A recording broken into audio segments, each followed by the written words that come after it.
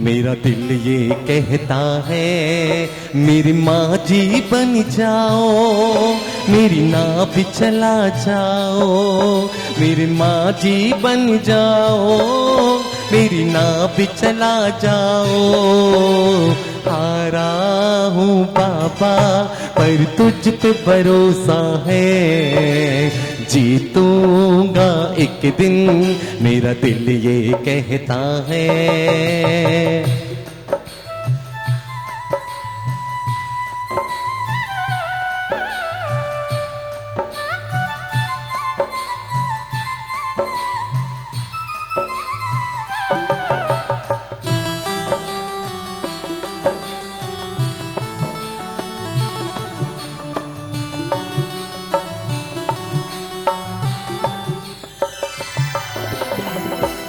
मैंने सुना है तू दुखड़े मिटाता, बिन बोल भक्तों की बिगड़ी बनाता।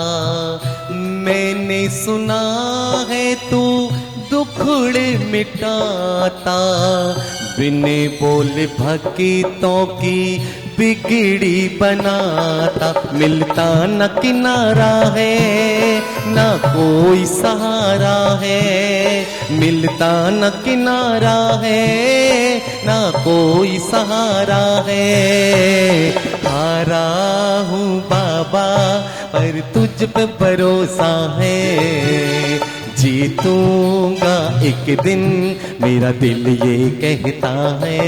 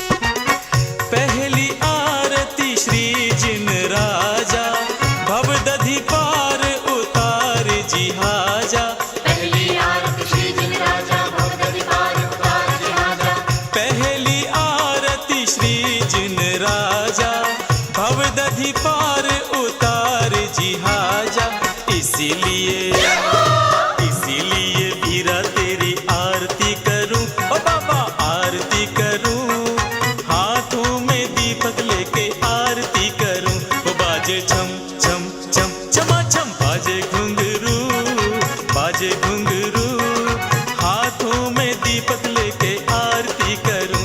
वो बाजे छम छम छम।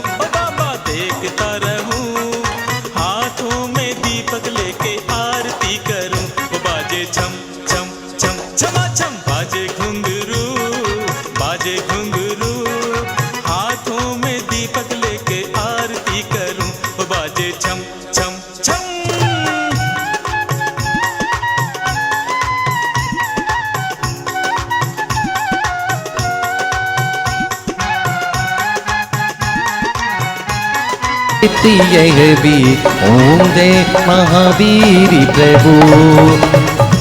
जो कोई तेरे दर पर इच्छा करी आवे, स्वामी इच्छा करी आवे, धन सुख सब कुछ पावे, धन सुख सब कुछ पावे।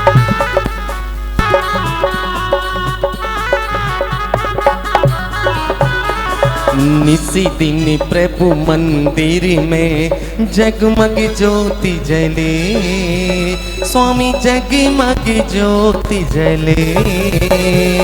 हम सब मिल स्वामी जय महावीर प्रभु। कुंडलपुर अभितारे, चांदनपुर अभितारे, तहसीलानंद विभो। ओम जय महावीर प्रभु, ओम जय महावीर प्रभु, ओम जय महावीर।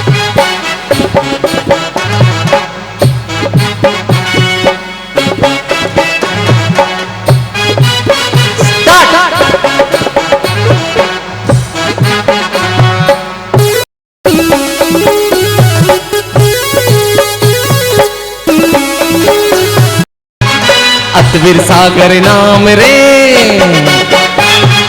जब सुबह शाम रे, भक्ति कर लो, पूजन कर लो, आए हम तेरे द्वारे, ओ भगता आए हम तेरे द्वारे।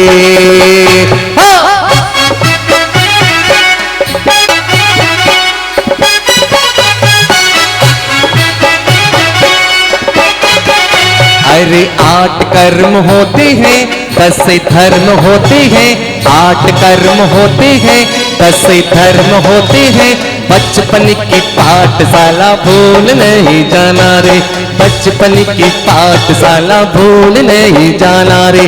4 कसाएं होती, 4 कसाएं होती हैं, 5 पाप होते हैं।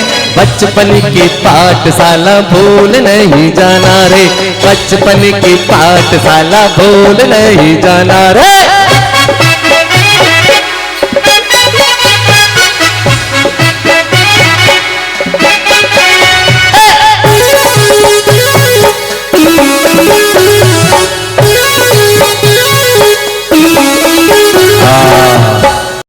ओहो बाबा मेरे बाबा, ओहो बाबा रे, कहाँ जाके छुपा रे, ओहो बाबा रे, कहाँ जाके छुपा रे। तेरे बिना ओ बाबा मन मेरा लागना, तेरे बिना ओ बाबा मन मेरा लागना। तू नहीं तो कुछ भी नहीं रे, टंग टंग टंग। ओहो बाबा रे अरे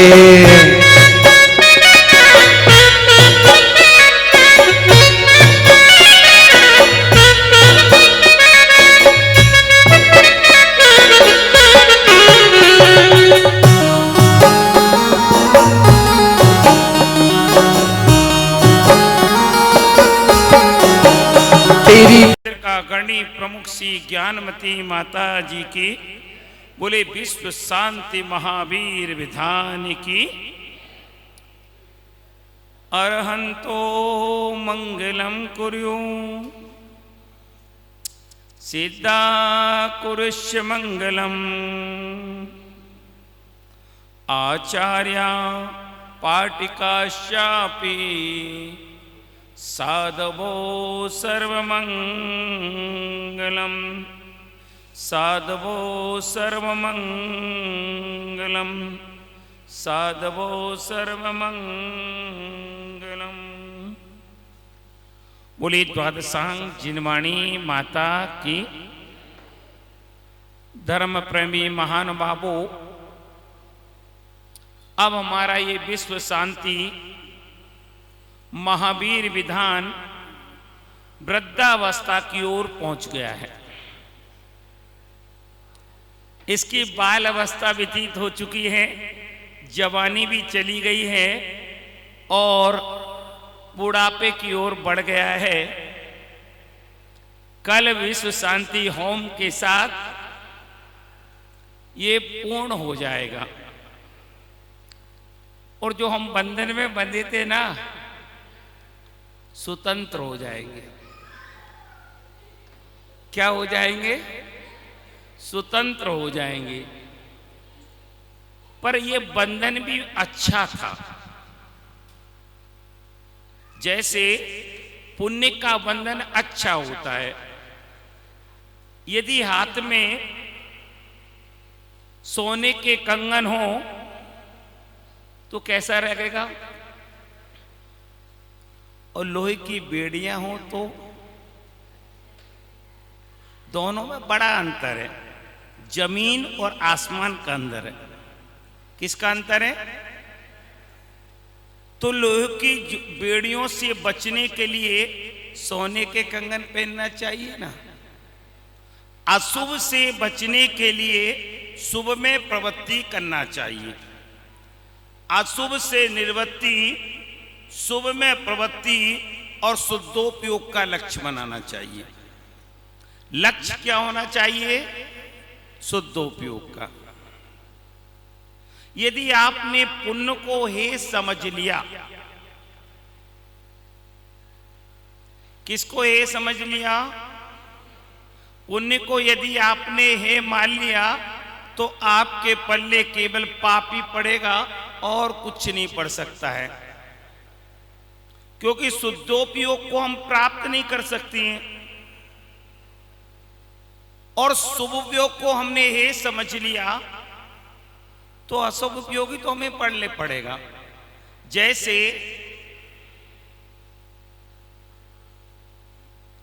वृक्ष में सबसे पहले फल आने से पूर्व उसमें फूल आता है। क्या आता है? फूल आता है। और फूल को आपने हे समझ लिया, बोले हमें तो फल चाहिए, फूल नहीं चाहिए। क्या चाहिए हमें? हमें तो फल चाहिए, फूल से हमें कोई मतलब नहीं है। उस फूल को आपने तोड़ करके फेंक दिया तो क्या आपको फल मिल जाएगा क्या? तो जब तक हम जिस परिस्थिति में हैं, एक याद रखना, जिस परिस्थिति में हैं, जिस हम स्थिति में हैं, उस स्थिति में उस वर्तमान को हमें जीना है। किसको जीना है? वर्तमान को जीना है। जब तक हम ग्रस्त हैं तब तक हमारा काम पुण्य का संचय करना है। जिस दिन आप अपने इन वस्त्रों का त्याग कर देंगे उस दिन आपके लिए वो पुण्य है। मैं नहीं कहता हूं पुण्य उपादेय है। पुण्य है किसके लिए है?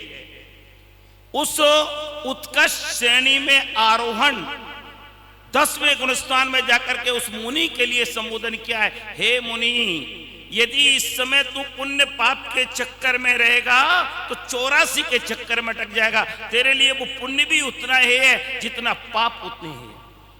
ना कि हम ग्रस्त जीवों के लिए पुण्य ही है। बस अंतर इतना आ जाता, समझने की दृष्टि है। यदि हमने पुण्य को हे समझ लिया तो 3 काल में भी आप मुक्ति की प्राप्ति कर ही नहीं सकती हैं। जैसे हमारे पास 3 पदार्थ हैं। एक गिलास में दूध है, एक गिलास में जहर है और एक गिलास में अमृत है। एक गिलास में क्या है? जहर है। एक गिलास में क्या है? दूध है। एक गिलास में क्या है? अमृत है। अमृत पचाने की हमें शक्ति नहीं है। क्या पचाने की शक्ति नहीं है? क्या पचाने की शक्ति नहीं है? अमृत पचाने की हमें शक्ति नहीं है और दूध को हमने हे समझ लिया। क्या समझ लिया? दूध को हे समझ लिया। अमृत पचा नहीं सकते हैं, दूध को हे समझ लिया। अब आपके पल्ले क्या पड़ेगा? क्या पड़ेगा? जहर पड़ेगा। पर बुद्धिमान को क्या करना है? जो बुद्धिमान है, कुछ ज्ञानी है, तो हे अर्थात जहर का परित्याग करके जब तक अमृत पचाने की शक्ति ना आ जाए तब तक दूध पी करके अपनी शक्ति को बढ़ाना है। आदमी कहां फिसल रहा है आज? समय सार को लेकर के बैठ जाते हैं। समय सार से आत्मा का कल्याण होने वाला नहीं है। समय सार को समझना होगा पहले। समय सार से पहले हमें कर्म सिद्धांत को समझना पड़ेगा।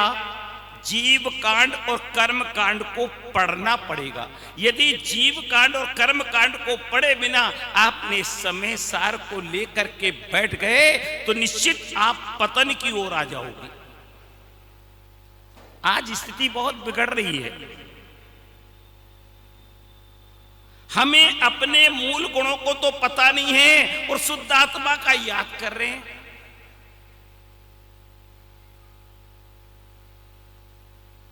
यदि मूल ही हमारी खोखली जाए, यदि आप अच्छा भवन बनाते हैं, कोठी बनाती हैं, बंगला बनाती हैं, जितनी अच्छी आपकी नींव होगी उतने दिन वो भवन आपका टिकेगा। और बिना नींव के वृक्ष कब तक टिकता है? जब तक उसकी जड़ें मजबूत नहीं। यदि जड़ खोखली होगी तो वृक्ष क्या हरा होगा? यदि जड़ें ही खोखली हो जाएंगी तो वो वृक्ष ठहर सकता है क्या? तो पहले हमें शुभ पुण्य को कभी है नहीं, क्योंकि वर्तमान में जीना है ना। हम इस समय क्या हैं? ग्रस्त अवस्था में। ग्रस्त अवस्था में आज वर्तमान काल में मुनि को पुण्य उपादेय है, क्योंकि हम 10वें गुण स्थान तक आज वर्तमान में पहुंच ही नहीं जाए। आज साधुओं का भी जो गुण स्थान है ना, 6वां और 7वां गुण स्थान है, इससे ऊपर जा ही नहीं सकती। कौन सा गुण स्थान है? कौन सा गुण स्थान? 6वें और 7वें गुण स्थान में झूलते हैं। हम तो 4थे गुण स्थान में ही हैं।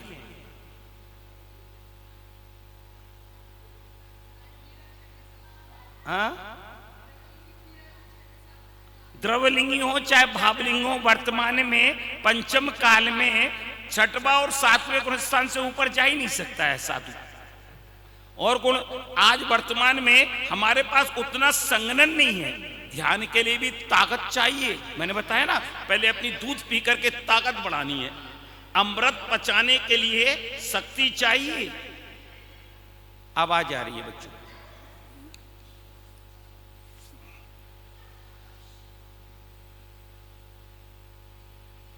बैठ जाओ बेटे। हाँ, सब बच्चे बैठ जाओ शांति से। आगे आ जाओ बच्चे, सब आगे आ जाओ। एक कहानी सुनाएंगे हम बच्चों के लिए। हाँ, आगे आ जाओ, सब बच्चे आगे आ जाएं। आगे आओ, भी कहानी सुनाएंगे आपको। हाँ, बढ़िया कहानी लगेगी आपको। आओ जल्दी आगे आ जाओ, सब बच्चे आगे आ जाओ। आपको गिफ्ट भी मिलेगी, कहानी भी सुनाएंगे हम। हाँ, कहानी अच्छी लगती है आपको? आजकल दादियों ने तो कहानियां सुनाना बंद कर दिया। पहले नानी दादियां कहानियां सुना देती थी, आजकल मोबाइल में लगी रहती है। टाइम ही कहाँ मिलता है बच्चों को उस कहानी सुनाने का। इसलिए पंडित जी के जिम्मे लगा दो।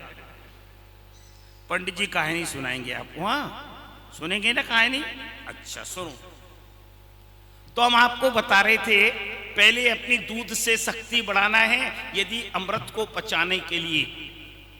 तो कभी एक बात तो ध्यान रखना कि जब तक हम गृहस्थ अवस्था में हैं, गृहस्थी के लिए पुण्य है नहीं है। पुण्य का काम उपादेय है, क्योंकि हम अपने भावों को उससे उत्कृष्ट बना ही नहीं सकते। जब मुनि ही के नहीं बन सकते तो हमारे कहां बनेंगे भाव? पंचम काल में अधिक से अधिक 7वां गुणस्थान, 6वें और 7वें गुणस्थान में झूलते रहते हैं। एक अंतर मुहूर्त का समय होता है, एक अंतर मुहूर्त में उनका गुणस्थान बदलता रहता है, 6वें 7वें। और श्रावक जो व्रती श्रावक हो जाता है ना, वो 5वें गुणस्थान पर आ जाता है। और अव्रती श्रावक सम्यक दृष्टि 4थे गुणस्थान पर रहता है। समझे ना? तो हमारा जब तक हम व्रत नहीं लेंगे तब तक हमारा 4th गुणस्थान है। समझ में आया ना? तो अब हम विषय आपको चल रहा था, वैसे ये विषय थोड़ा सा उत्कृष्ट था, मैंने इसलिए विषय को बीच में लिया नहीं, क्योंकि विषय एक सामान्य विषय जो रहते हैं ना तो लोगों को जल्दी समझ में आ जाती है। तो अब हमें ये समझना है, क्योंकि आजकल कुछ चर्चाएं चल रही हैं, ये सब पुण्य है, ये पूजा की क्रियाएं सब बेकार हैं, पर ये हमारे लिए बेकार नहीं है। ये बेकार उनके लिए है, मैंने बताया ना, जो उत्कृष्ट श्रेणी में 8वें गुणस्थान से ऊपर जा रहे हैं ना, उस मुनि के लिए ध्यान अवस्था में उन मुनि के लिए संबोधन किया है। हमारे लिए व्यवहार है, व्यवहार है नहीं है, उपाधि है। क्यों व्यवहार और निश्चय में हम पढ़ करके आज जो झगड़े चल रहे हैं ना, कुछ निश्चयाभासी हो गए, कुछ व्यवहाराभासी हो गए, ये सब झगड़े नाक के बना रखे हैं, नाक का सवाल बना रखा और कुछ नहीं झगड़ा। आगम कोई झगड़ा नहीं सिखाता है, आगम में कहीं झगड़े का काम ही नहीं है। जहां झगड़ा है वो आगम नहीं है, जहां झगड़ा है वहां आगम नहीं है, और जहां आगम है वहां झगड़ा नहीं है, समझे ना। तो ये सब झगड़े के काम बना रखे हैं लोगों ने कि ये निश्चयाभासी हैं, ये व्यवहाराभासी हैं, ये हैं। हमें क्या लेना है, हमें तो अपना लोटा छानना है। काय को चक्कर में पड़ो, अपना लोटा देखो, हमें अपने जीना है और हमें स्वस्थ जीना है और धर्म के साथ जीना है। कम से कम हमें संयम, थोड़ा थोड़ा जीवन को संयमित बनाते रहना है, क्योंकि संयम से पीछे नहीं हटना है। जहां संयम से यदि आपकी भाव हटना चालू हो गए तो समझो आपकी अधोगति का बंदा आपने कर लिया। क्योंकि जिनके भाव संयम लेने के नहीं बनते हैं ना, व्रत नियम लेने के नहीं बनते हैं ना, वो समझो अधोगति के पात्र हो गए। राजा श्रणिक जिसे संबोधन करने वाले कौन थे? साक्षात तीर्थंकर भगवान महावीर। तो भी उन्होंने दीक्षा नहीं ली, व्रत संयम धारण नहीं किया, क्योंकि उन्होंने नरक का आयु का बंद कर लिया था। प्रायश्चित तो किया था, प्रायश्चित से उन्होंने जो 33 सागर की आयु बांधी थी वो घटा करके मात्र 84 लाख की आयु बनी, 84,000 वर्ष की आयु, 84,000 वर्ष की आयु धीरे से घटा दी। तो ये कहने का मतलब ये है, तो अपने जीवन में हमें संयम से दूर नहीं हटना है, अपने जीवन को संयम से अलंकित करना है। धीरे धीरे छोटा छोटा नियम भी ना हमारे जीवन में बहुत कुछ प्राप्त करा देता है। अब मान लो आप रात में भोजन करते हैं, क्या बहुत सारे लोग होंगे, मान लो सोते तो है ना, सोते समय कोई भोजन करता है क्या? नहीं करता है। तो जितने समय हम सोए ना उतने समय का त्याग कर लो तो भी लाभ है। मान लो आपने खाना खाया, अब खाना खाने के बाद 2 घंटे में कुछ खाना ही नहीं है, तो आप उस समय 2 घंटे का त्याग कर दो, समझे ना, ये भी आपके लिए। अब मान लो हरी है, हरी कितने प्रकार की होती है मालूम है आपको? हरित का है कितने प्रकार की होती है? कितने प्रकार की? 10 लाख प्रकार की। और आप कल पेन लेकर के बैठ जाना घर में, एक कॉपी ले लेना और सारी सब्जियों के नाम लिखना चालू करना, सारे फलों के नाम लिखना, सारे सब्जियों के। और मुश्किल से मैं समझता हूं आप 200 से ऊपर नहीं जा सकती हो।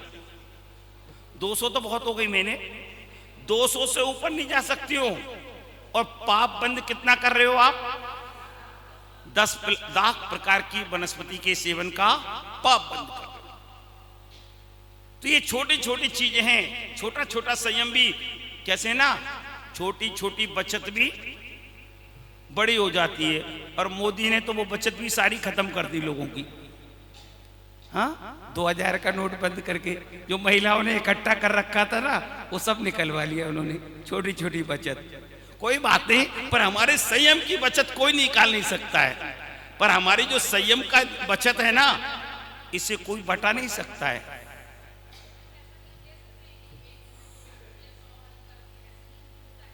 नहीं, आप लिखो ना, ऐसे नहीं होता है।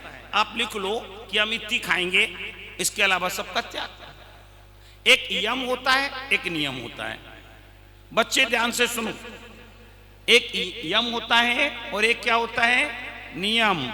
नियम तो थोड़े समय में के लिए होता है, यम जीवन पर्यंत के लिए होता है। पहले तो आप कॉपी बनाओ और कॉपी में सारी सब्जी, और पड़ोसियों से पूछ लो कहीं नई सब्जी आ गई आपको खाने में, सब लिखवा लो।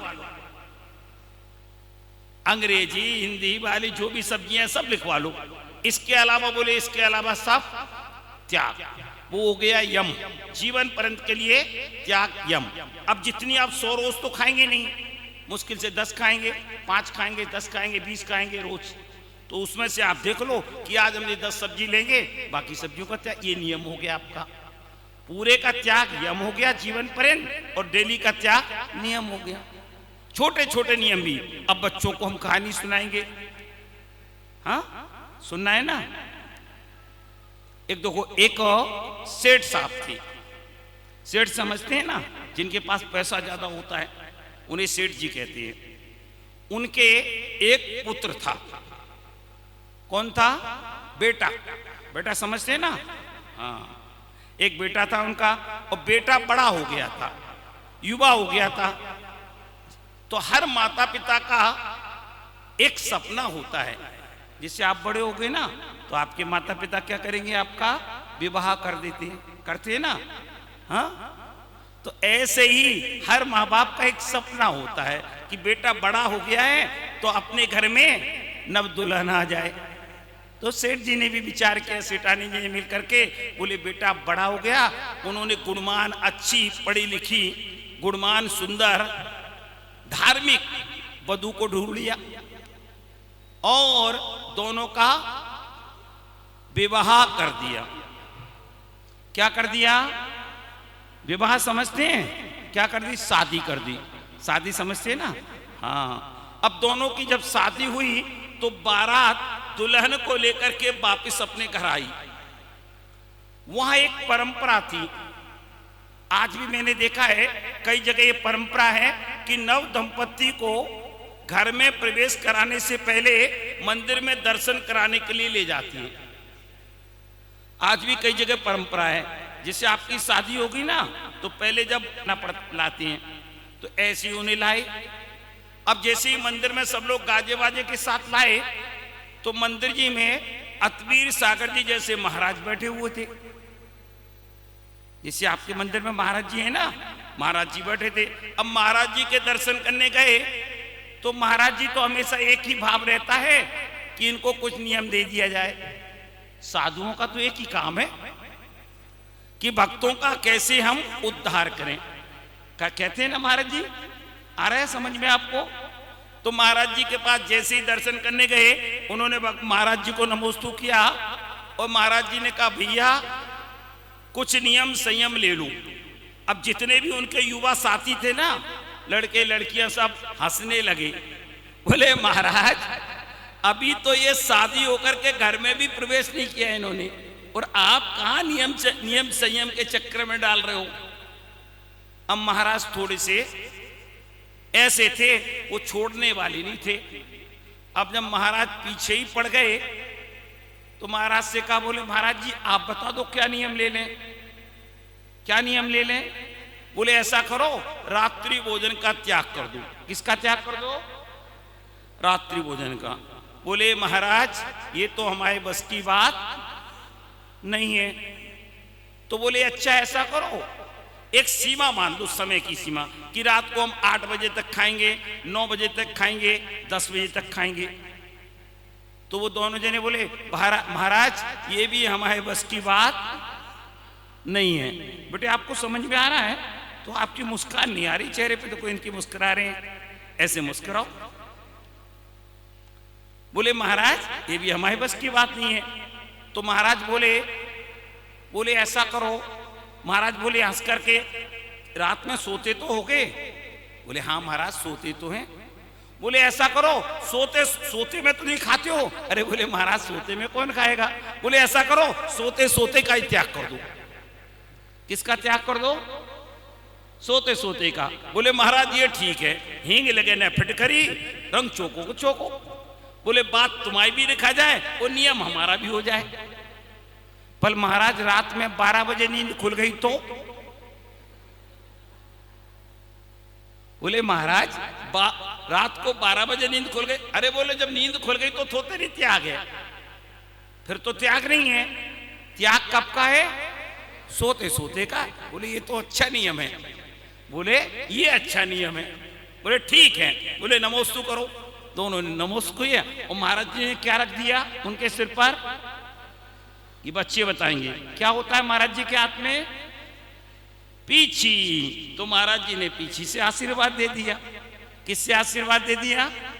पीछी से आशीर्वाद। बोले नियम लो। बोले हाँ ठीक है महाराज जी। बोले सोते सोते नहीं खाएंगे। अब सब लोग घर चले गए। रात को बहुत समय तक खाना पीना चलता रहा, नाच गाने चलते रहे। जब सबका सोने का नंबर आया तो इस नव दंपति का नंबर आ गया सोने का। अब ये भी अपने कक्ष में पहुंच गए। अब दोनों जब कक्ष में पहुंचे तो उन्हें अपना नियम याद आ गया। ये मारवाड़ी भाषा में इसे आकड़ी कहती हैं। क्या कहती हैं? आकड़ी। आकड़ी मतलब ये आकर के खड़ा हो जाता है नियम सामने। बोले महाराज से हमने नियम लिया है कि सोते सोते का। दोनों ने हाथ मुंह धोए, 9 बार नमोकार का जाप किया। बोले जब तक सोएंगे तब तक के लिए 4 प्रकार के आहार का त्याग। कितने प्रकार का आहार होता है? 4। याद रखना। कितने प्रकार का होता है? 4 प्रकार का। कौन कौन सा? खाद्य, स्वाद, लेय और पेय। ये 4 प्रकार का आहार होता है। खाद्य अर्थात जो चबा करके रोटी आदि खाते हैं ना, ये खाद्य कहलाता है। स्वाद जो स्वाद के लिए इलायची आदि खाती है वो स्वाद कहलाता है। पेय दूध, पानी, जूस ये पेय कहलाता है। ले जो बिना दांत वालों को भी आराम से काम चल जाता है। रबड़ी, हलवा ये सब क्या कहलाते हैं? क्या कहलाते हैं? ले कहलाते हैं। बच्चे समझ में आ रहा है ना? अच्छा लग रहा है? ये सब ले कहलाते हैं। कौन से ले कहलाते हैं? रबड़ी, हलवा, जिन्हें दांतों को कष्ट नहीं देना पड़े, जिनमें दांतों को कष्ट नहीं होता है ना, आराम से चब जाती है, वो सब ले कहलाते हैं। तो ये 4 प्रकार का उन्होंने आहार का त्याग करके और आराम से सो गए। अब क्या होता है? रात में भयंकर तूफान आता है। जिसे कुछ समय पहले महाराष्ट्र में तूफान आया था, भूकंप आया था। भूकंप आया था और महाराष्ट्र में लाखों लोग रात को सोते के सोते रह गए थे। गवर्नमेंट के आंकड़े में तो केवल 50,000 का आंकड़ा आया था उस समय, पर हो लाखों लोग। कुछ लोग तो ऐसे थे जिनके वंश के वंश समाप्त हो गए थे। उनकी खेती लहरा रही थी पर उस खेत को काटने वाला वंश में कोई नहीं बचा था। महाराष्ट्र में ऐसा भूकंप आया था। अब रात में भयंकर तूफान आया और उनकी छत थोड़ी कमजोर थी और दोनों के ऊपर एक साथ आकर के गिर गई। क्या हुआ? दोनों की मृत्यु हो गई। पर मृत्यु किस अवस्था में हुई? किस अवस्था में हुई? संयम और त्याग की अवस्था में हुई। तत्क्षण जाकर के एक अंतर्मूर्त में सौधर्म स्वर्ग में जाकर के देव और देवी के रूप में प्रकट हो गए। आप तो अभी हंस रहे थे, ये भी कोई नियम है क्या? पर नियम तो नियम है, संयम तो संयम है। छोटा सा भी संयम ये समझो आपका आरक्षण कर देता है स्वर्ग का। यदि संयमी अवस्था में मरण होता है तो नियम से आपकी 3 गतियां छूट जाएंगी।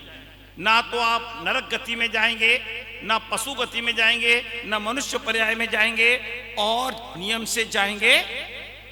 मान लो बद्धायु है, एक बात ध्यान रखना, यदि आपने संयम लेने से पहले कोई कर्म आयु कर्म का बंद कर लिया है ना, यदि मनुष्य आयु का बंद कर लिया है तो आप भोग भूमि के मनुष्य होंगे, कर्म भूमि के मनुष्य नहीं होंगे। वहां भी भोग मिलेगा, स्वर्ग की तरह भोग मिलता है। और त्रियंच आयु का बंद किया है तो नियम से भोग भूमि के त्रियंच बनेंगे। और नरक गति का यदि बंद हो गया है तो संयम के भाव ही नहीं बनेंगे। वो जीव संयम धारण नहीं कर सकता है जिसके नरक गति का आयु बंद हो गई है। तो ध्यान रखो, इसलिए संयम दोनों का संयमी अवस्था में मरण हुआ और स्वर्ग में देव और देवी हुए। तो नियम की बहुत बड़ी महिमा है। छोटे छोटे नियम भी हमारे जीवन में बहुत कुछ कर सकते हैं। तो बंधुओं, हम सब ने मिलकर के इन 8 दिनों में बड़ी भक्ति के साथ, आनंद के साथ प्रभु की आराधना की। अब इस आराधना को चिरस्थायी बनाने के लिए कुछ ना कुछ जीवन को परिवर्तन करना होगा। क्या? कुछ ना कुछ जीवन में परिवर्तन आना चाहिए, तब तो आपका ये विधान करना, कराना